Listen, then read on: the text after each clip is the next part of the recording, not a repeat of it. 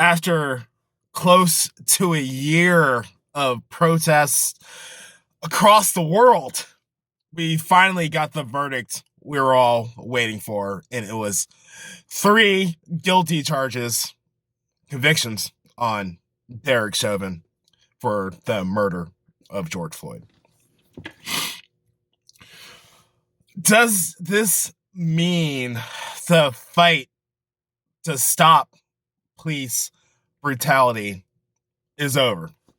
Does this mean the fight to stop systemic oppression is over? Absolutely not.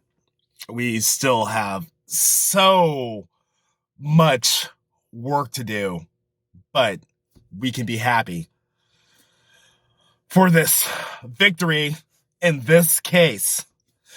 That was justice for George Floyd, accountability for the Minnesota Police Department. See, the thing that warmed my heart so much about this case was the fact that there were cops who came out and testified and said, hey, this is wrong. We were not trained this way. See, this is the way that things get done in the United States of America and anywhere else in the world. When we look back at the civil rights era, it's easy to talk about Dr. Martin Luther King, talk about Malcolm X, talk about other civil rights heroes who were oppressed. But there's something to be said about the white people who were out there on the front lines marching with the civil rights leaders. There is something to be said about the white people who could have been sitting home in their comfort and ignoring what was going on. But they chose to be on the front lines, and some of them were lynched right next to the same black people who were making noise. We can't make this simply about the cops versus everyone else. It's not that kind of situation. Yes, there are good cops, but we also have to understand the reality that there are bad cops out there who aren't doing their job to protect and serve. Yes, that's their job. Protect and serve. They are public servants. So it is their job to protect everyone, not just protect rich people, not just protect affluent people, not to protect this neighborhood over this neighborhood, but to protect the public. So the question is, where do we go from here? That's the question that everybody's asking. And I am not optimistic about how we're going to act as a society from here, because we're not keeping our eyes on the ball of the problem of police brutality. Police brutality in an unfair system.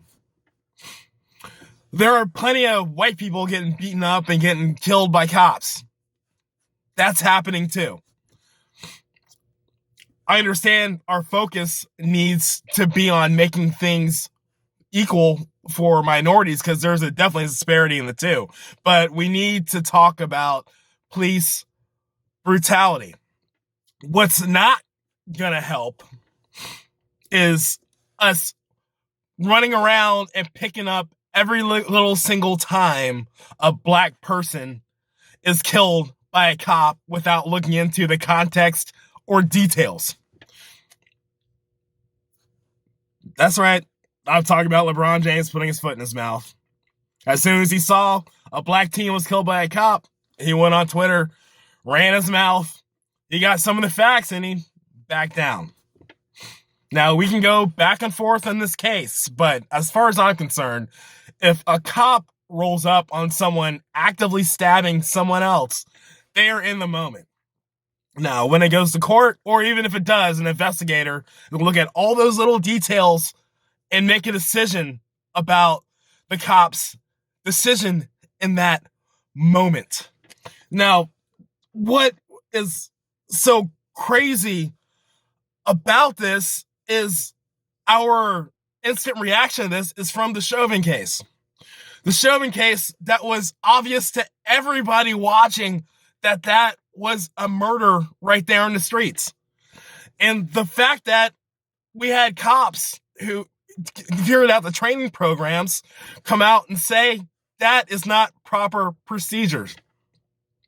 The jury saw right through the BS and they convicted him. It was plain and simple. Not every case is going to be plain and simple. And I can sit there and name like 100 cases before that have just come through our channels, starting with Rodney King. I'm only talking about the ones that are videotaped, not the ones before, because it seems like video is the only way that we pay attention to anything in this country. That were black and white, that showed how depraved our justice system is, how these cops were blatantly on video murdering somebody or just kicking in the door on a warrant that was bad and killing somebody and not getting any accountability for their actions. These are things that we were so mad about leading up to the George Floyd case, and we got that victory. The people got that victory. It wasn't black people that got that victory. It wasn't white people that got that victory. It was the people, because it shows that our justice system still has the ability to work. Now, anybody who's been to court and wasn't able to hire that high-priced attorney, or anybody who's been through a divorce or a custody battle or anything in the court system and wasn't able to get that high-priced attorney, they know that our justice system doesn't work. It's not political. It's a flat-out statement. Our justice system is broken. If you are rich in this country, you have an advantage in the justice system over someone who doesn't have the same funds as you. That's a fact. If you want to understand what I'm talking about, I'll just say a name. O.J. Simpson. Now, I'm sure everybody who was defending Chauvin on this, the minute I say that name, you get all right up, have that murderer get off. Because he had money. It's that simple. This is the problem that's happening that we can all agree on if we don't make it political. So where are we at now? Congress is getting ready to pass a bill for police reform. The Attorney General, Merrick Garland, is investigating the Minneapolis Police Department. And I guarantee you, when he finds the mess that has happened, I mean, even in the past 2 months, the mess in this department with pending cases and past cases, it's going to kick over a hornet's nest that is going to ripple through police departments across the nation. This is how you get accountability. We can't get justice for all those cops that got off, but we can get accountability for future cases. This is the goal, right? Our goal isn't to punish every police officer as we see fit on social media.